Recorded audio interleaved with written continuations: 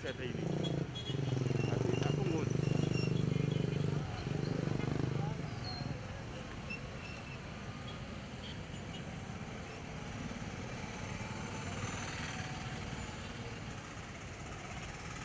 Oke, nanti tadi.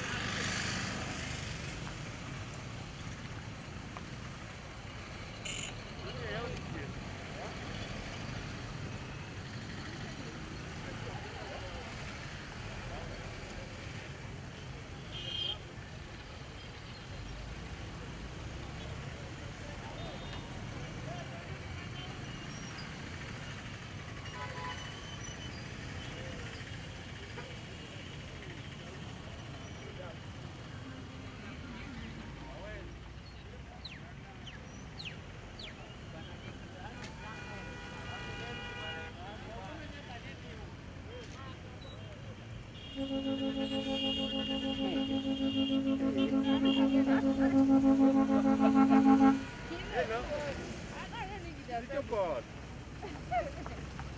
Oh, terus kok dia WhatsApp dok ini. Oke. No, dong ada biru kayaknya macam ni muda ni. Makau.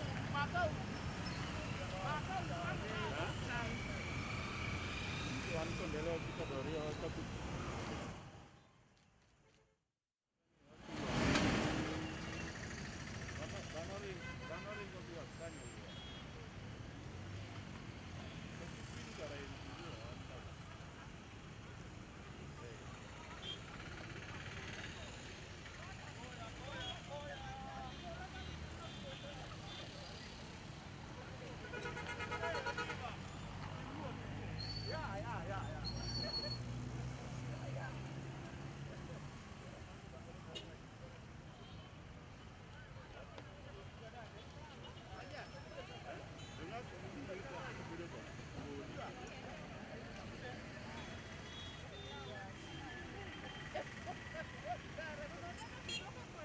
Ayo play dog ini.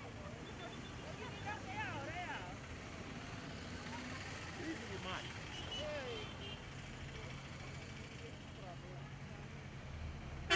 Lagi kor dagi. Lagi na.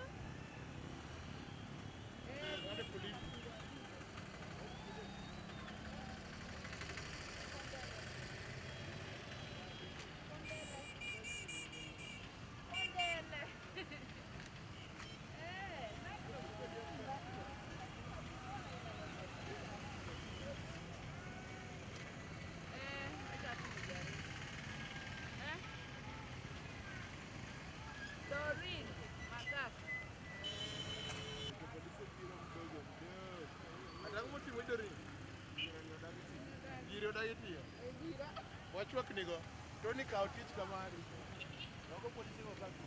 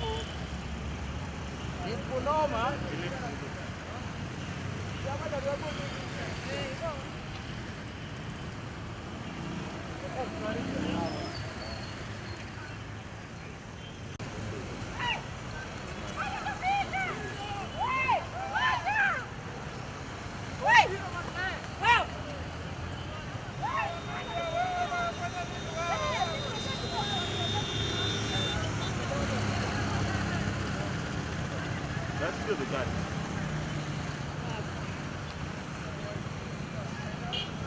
Hello. Happy?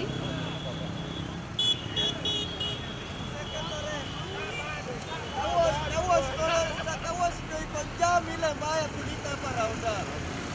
Hatuna kupita, that was.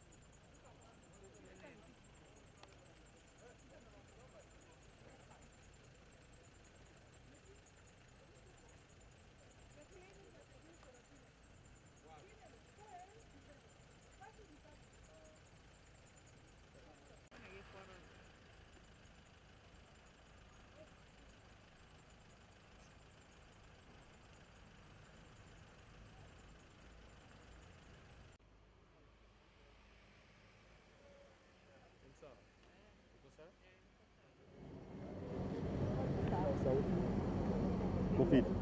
Just brief us about today's exercise and so far how start with their name, Yeah, I want to thank the people of Kisumu for responding positively on this curfew. Majority of the populace has been able to go to their homes before 7 o'clock. But what is disheartening, we're having problems with people who have essential service passes. We know that we don't have an emergency, especially in other areas, and we are seeing them use their cards. What I want to pass on to them is that you have to justify, even if you have an essential service pass, what activity are you going to undertake? Because this curfew is a serious thing. This is not a usual moment, and by the time a country calls for a curfew, it means that it's a serious thing, and everybody has got to take it seriously. All of us has got to pull in the same direction to ensure that we restore normalcy. When you talk about 23.6% of positivity rate, we are not joking. It means that it is the probability. If you've done my math, you know that getting up to 50% is not a joke. So I'm asking people to take this thing seriously, and they need to take care of the containment measures that we are supposed to undertake. The people of Kisumu, I'm asking them, very, very candidly, I'm telling them to change their attitude. What is killing us here in Kisumu is an issue of attitude and non-adherence to the COVID protocols. We are convicted. We have talked to the political leadership. We have talked to the people. And we have agreed that all of us, within the next 2 weeks, we are going to flatten the curve. I'm not going to take it lying down. My team is not going to take it lying down. The populace of Kisumu has decided, with a lot of conviction, that in the next 2 weeks, we are going to see a change. And that is why you are seeing we are out here and you are getting the full support of the people of Kisumu to ensure that this curve is flattened. we know, and for sure within the next 2 weeks, we'll have reduced on the percentage of positivity. 23% is not something that you can joke around with. It's a serious case, and when a curfew is called upon, we're just lucky to have been given a curfew. We would have had a lockdown. But we need to ask the people of Kisumu, if a lockdown is given now, today, how are they going to survive? Most of the people here survive from hand to mouth. But I want to say that it is because they know that they survive from hand to mouth. They have been able to adhere and hear our call of ensuring that they abide by the curfew rules. You saw by 7 o'clock Kisumu town was already clear. We're not getting any resistance.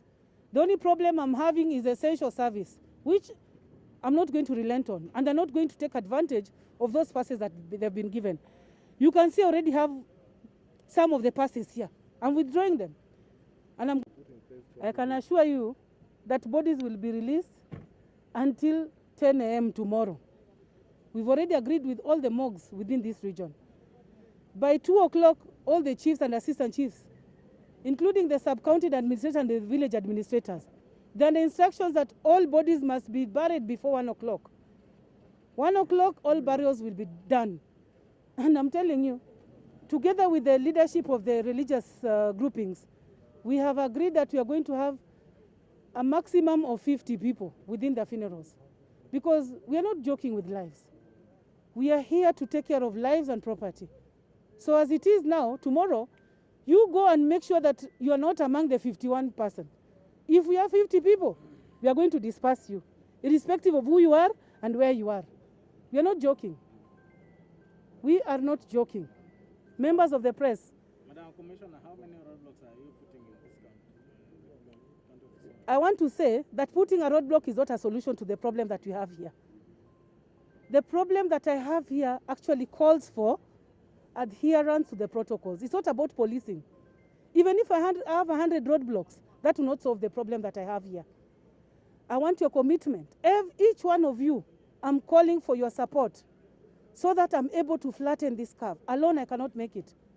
I can tell you that already I have support of almost 60% of the populace. By tomorrow, if you walk in Kisumu County without a mask,